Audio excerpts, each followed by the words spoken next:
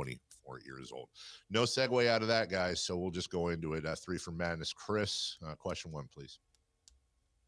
The Kings won last night. Injury luck, or is there something there? Yeah. You could say injury luck, but Kings are missing arguably. I don't even know if it's arguably their 2 best players. Now you could say the same thing about the Warriors, but look, we talked about it yesterday, dude. I'm not pulling any credit away from the Kings today after spending yesterday talking about how these are the games they end up losing by 20. Not just the injury issues. And I'm talking about on the other team. When another team comes in shorthanded, how many times, and I know a ton of Kings fans out there kind of let out a big sigh. We found out, we told you yesterday, Curry wasn't going to play, and Jimmy Butler and Draymond Green likely weren't going to play. A lot of us thought the same thing. Well, here we go. And then when it came across that Zach LaVine and Dennis Schroder, Domantas Sabonis would be out along with Keegan, who was already out, then it was really like, okay, well, it's the nobody's playing bowl. Let's see what happens. And as often as not, Jason, we've talked about this with like UFC or boxing cards that don't have any names that really pop out. Sometimes these end up being incredibly fun things, as it was last night. Kings pull out the victory. And I think I think what I would say is this. I don't know if this signifies anything other than an isolated win, but I would say I think kudos to the coaching staff for pulling the right levers and making the right adjustments with what they have to work with to be able to not just pull out a couple of wins, 3 to be honest, but also as we've said before, in their 5 losses, they lost by 4, by 7, by 6. They had the 13-point loss in Chicago, and then by 6. So really, all but one of their 5 losses have been by single digits, and they've had leads in those games or been right in them. So I would say with the injury issues, and also as we've talked about the roster construction, how do we not give credit to the coaching staff? How the hell else are we supposed to grade these guys? So I would say big W for the Kings, but big W for Doug Christie and his assistants. Yeah, they've done a really good job of, I would say, look, it's 8 games in. I think we all looked at the schedule before the year, even if they were 100% healthy and everybody they were playing was 100% healthy, that it was a really difficult first 18 games. It's just the way it laid out. 9 of them against OKC, Denver, and Minnesota in the first 18. And they're not through it yet. In fact, they've only played, what's scary about that, let's see, they've played 8 of those 18, and they've played those teams twice. So if we think about that, 7, is that right? Wow, 7 of their next 10, do I have that right? Yeah, are against OKC, Denver, and Minnesota. Minnesota, in fact, 3 of them. 2 more with Denver, 2 more with OKC starting Friday. So, I mean, look, it's going to be difficult, but it was difficult already, and they had, yes, the Warriors were missing players. But I don't think the Kings, the one player I don't think is getting enough, we're talking about it, but just other people when they say, oh, well, the Kings were shorthanded last night because they didn't have LaVine and Sabonis. Dave, we've talked about this roster construction. I think maybe the most important piece that's been missing is Keegan. And, yeah he's not an all-star, but he is by far their best starting defensive player, a really good two-way player. And so they've had to play the whole season so far without him. With all that, I would say the thing that Doug Christie, the thing that Scott Perry said before the season, their entire goal, obviously they want to win as many games as possible, was to establish a culture. I don't think you've done it in 8 games, but you don't do it in 8 games, right? So it's happening. And what I would say what they are building with the current group, that if the group even changes, is a team that competes. And I think they play hard, and that seems like, oh, they all do. And they don't always. I think they play hard. And even last night, the first half wasn't really that pretty, but the half gets here, I'm like, wow, they're in the game. And that's kind of to your point with these losses that they've had, even in stretches, you're like, they're not guarding anybody. They're giving up 70 and a half. They've given up 37 and a quarter. They're in the game. So I think their calling card so far through 8 games, win or lose, is somehow, some way they stay in these games. And I think their compete level and playing hard level is really high right now. No, I completely agree with you, Jason. And we said it's their first 18, is that right? Before they play Phoenix? Okay. So let me just do some simple math here. Okay. So when you want to talk about, well, and this isn't a question, but let's just keep a running tally.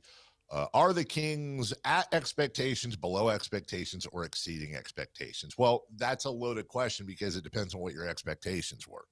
I can only speak to my expectations. And I would say right now, mathematically, they are exceeding expectations. Why is that?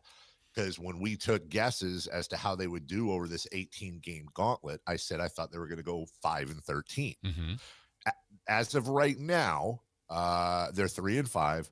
That's a .375 winning percentage, which means that they are on pace to win 6.75 out of their first 18 games, somewhere obviously between 6 and 7 games, closer to 7. So that's exceeding my expectations by at least a game, if not 2 games. That being said, they have what, 10 left in this first 18. Yep. They have 5 at home, 5 on the road, 4 of those on this trip here, or 5, 4 more on this trip. Then they've got that 5 game trip, and then 1 more against Minnesota at home before it gets a little easier with Phoenix and Utah. So with them being 3-5 right now and 10 games left, they'd have to go 2-8 for me to hit my prediction. Look, that's obviously in the ballpark. Don't get me wrong. When you look at this murderer's row, I think we're going to find out a little bit more about this team, Jason, Saturday. You're going to have an Oklahoma City team that has been resting just as long as the Kings have been. They'll get a couple nights of rest. They suffered their first loss last night up in Portland. So the idea is they're going to be rested. They're going to be hungry. They're going to be ticked off.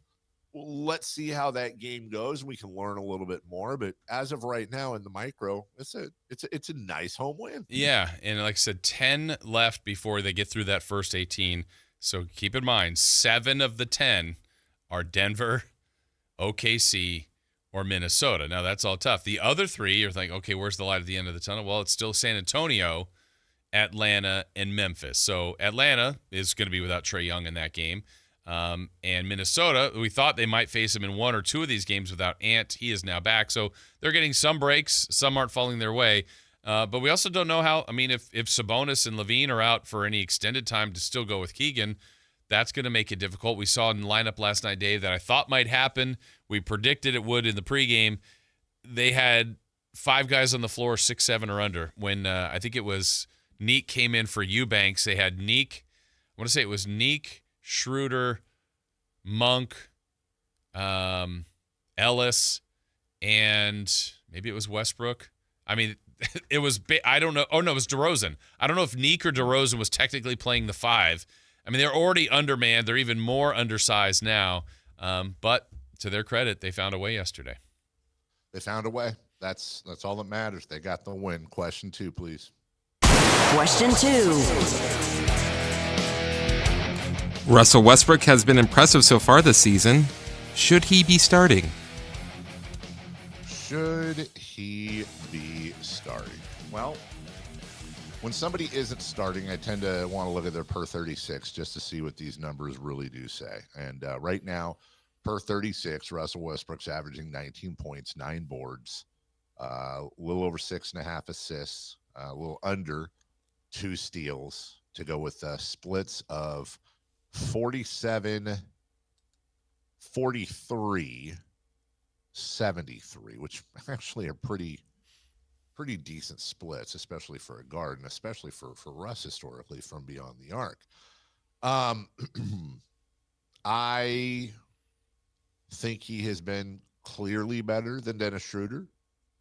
I don't want to crap all over Dennis Schroder, but the numbers and the numbers and just the way the team plays speaks for itself. Dennis hasn't been terrible, but I think Russ has been better. Guys, did we ever get that Doug Christie clip? Oh, yeah, I guess we do have it. Okay, so Coach Christie last night, maybe by Sean Cunningham, was asked a very similar question about Russ starting, and here's what he had to say. Once players come back, I think we brought Russ in to be the backup point guard, but he has so many gifts. It's like, I mean, he played the four, so he's going to play all over the floor because of his physicality, his downhill nature. He rebounds the basketball at a high level.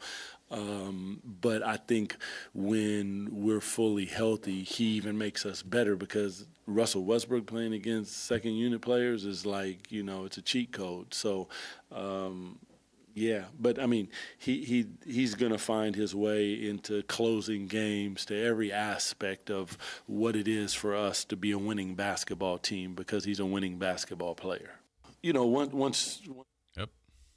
So, look, I don't know. Instinctively, we don't know what goes on behind the scenes. Was Dennis Schroder promised a starting spot? Was that is he going to pout and be? And by the way, I'm not trying to put words in his mouth. I'm just saying we don't know what goes on behind the scenes.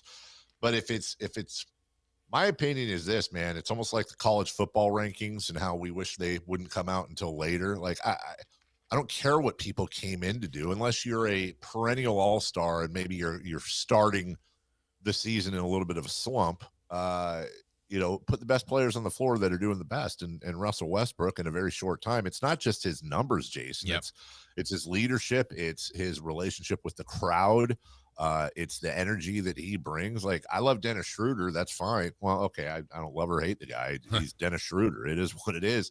But we're also talking about a guy who is a multi-time MVP, multi-time All-Star, first ballot Hall of Famer. So he definitely has the past credentials as well. He checks both boxes.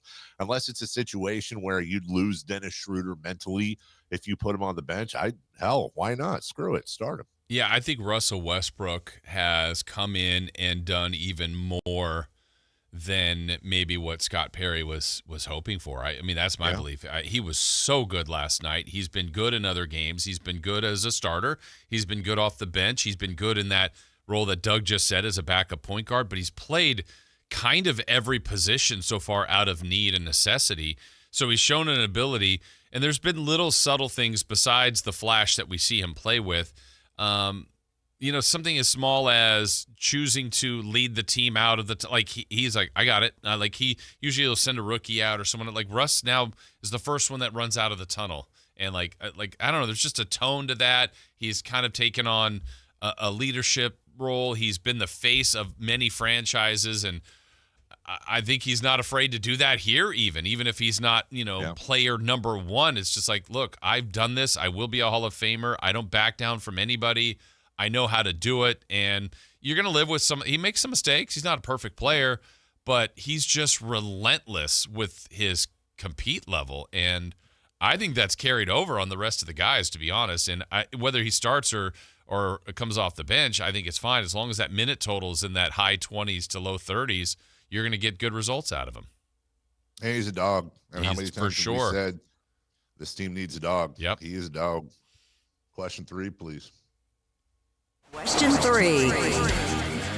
How do you reconcile the short-term happiness of a win with the long-term outlook of the Kings? Yeah, so this is where it gets really, really tough covering the team. For me, I'll just speak for me. Like, right now, the Kings are in a virtual tie. The Suns have the tiebreaker, but 8 games in, and they're in the middle of this gauntlet, and they've missed the player that they most or least have the ability perhaps to miss, as Jason was just saying, Keegan Murray. And they're 3-5, and they've been in 4 of their 5 losses, and even the Bulls lost. I mean, it's not like they got destroyed. And they have played a hell of a schedule, and they've got a hell of a schedule to go. They are. So when I watched last night, Jason, and I see the crowd cheering and everyone's super happy, and this is what sucks, man, because the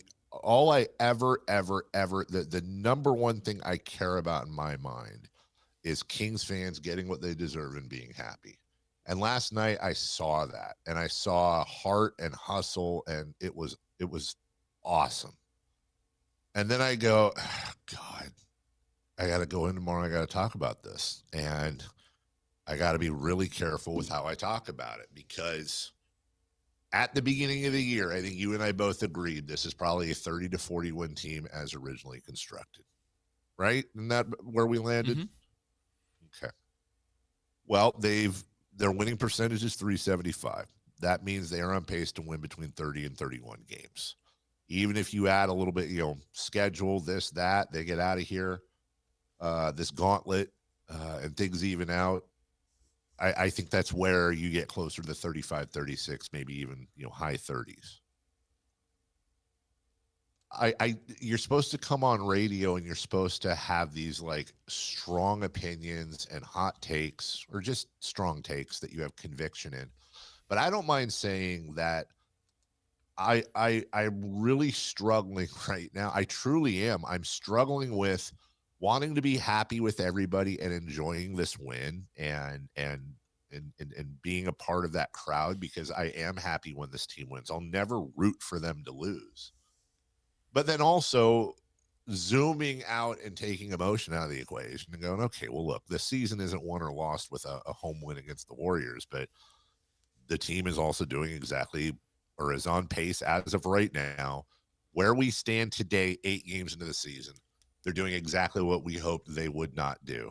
Be a team between 30 and 40 wins, be on the cusp of the play-in, have a lottery pick likely in the teens. They're doing it with the second or third oldest team in the NBA. Their heroes are guys that are closer to retirement than not.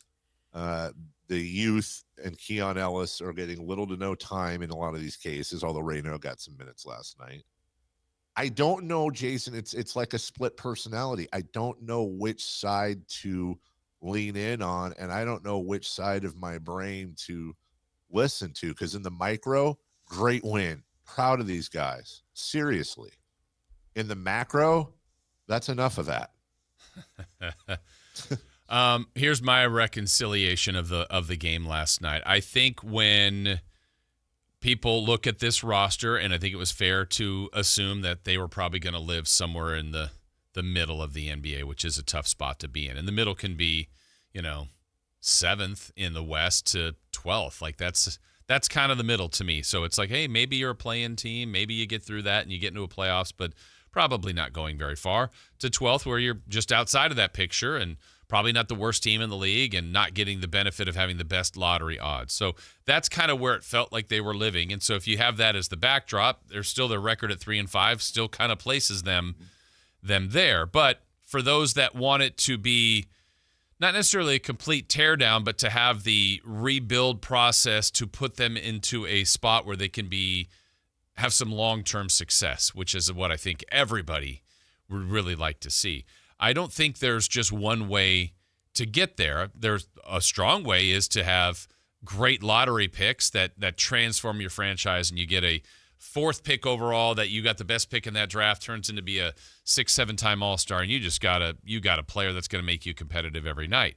That's one way. But I think another way to do it is by really building an identity and a culture of an organization, which is not easy to do too overnight. But I think that's the element they're creeping into. Doesn't mean they've solved that or reached there. But I think back to, like, for example, Dave, you're just talking about the Bulls game. Would they lose by 13?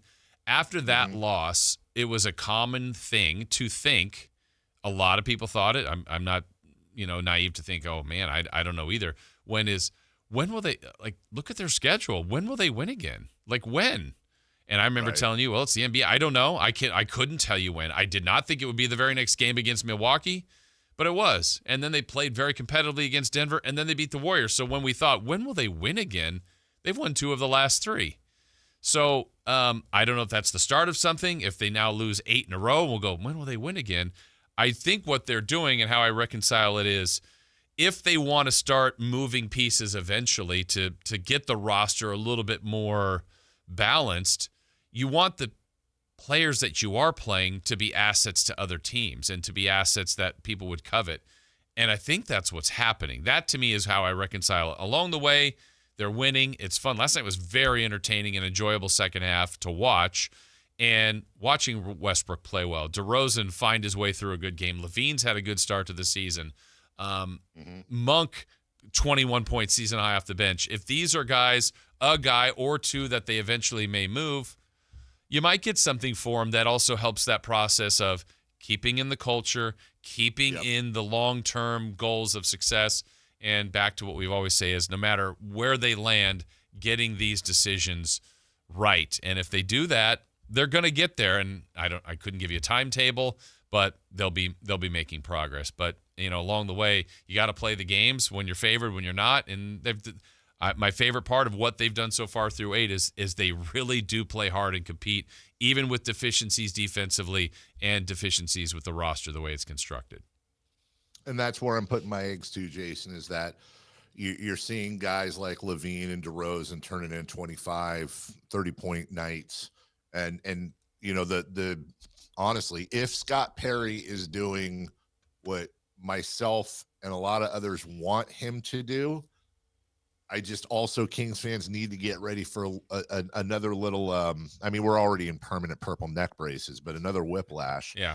Because at some point, if it goes that way, you're going to see, as we talked about before the season started, you're going to see these guys get traded to other teams, and you're not going to get talent for talent back, which is going to help you in the future, but is going to slow you in the interim. So that's why when you have kind of this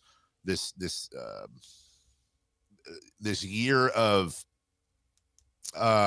God dang it, why am I blanking the word? The not having purgatory. Mm-hmm. When you have this purgatorial year, if you will, I think the best thing is just, kind of like you said, micro, macro. Micro, great win. Yeah. Macro, would love to see the youth play more. Definitely don't want to be a 30 to 40 win team that gets into the play-in. I just don't want that result at the end. And Russell Westbrook has been a blast to watch. When we return, however, we're going to go around the NBA, and we're going to talk about a couple of things going on, including perhaps the next chapter in how we would want perhaps this team to be. We'll do NBA notes a little bit later. Kelly Brothers, though, is going to talk about these baseball ratings and a bunch of other stuff. He is phenomenal at business, and he will